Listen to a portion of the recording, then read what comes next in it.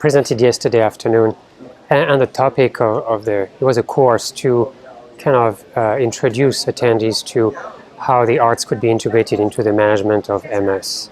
So that's actually an old topic, how we can use the arts in healthcare, but my belief right now is that we could go from something that's nice to have, involvement with the arts, to something that we really must have, particularly with the latest developments in healthcare. So, to backtrack a little bit, the arts are all around us, and I would say virtually all of us have some interest in the arts. I mean, even if we don't perform, or if we're not, a visual artist, we do listen to music, or we do go to see plays or musicals. Maybe we visit museums, and we do derive benefit from it because it's a leisure activity. If we didn't derive any, benefit, we wouldn't really do it. And so the idea is to get deeper into that and to see what kind of benefit, and particularly how interacting with the arts changes the way the brain functions, at least temporarily, and maybe on an enduring basis in some cases, and then how we could use it, almost like prescribed participation, with the arts, to help enhance people's health.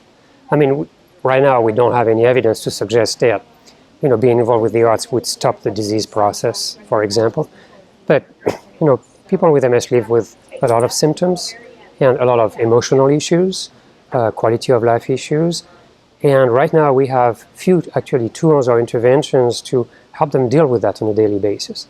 So my thinking is that with the arts we can have low-cost interventions, because many of them already exist around us, that are easily scalable to a wide number of people with MS and could apply at any level of the disease, more advanced disability versus the early stages, and could actually just emphasize an interest or a passion that the person with MS may already have, but just to facilitate it and then do it with a therapeutic intent. So, there's very limited evidence on how the arts can be used with MS, but there is some, with music, with visual art, with dance as well. And, what these preliminary studies suggest is that there is some benefit from a physical standpoint.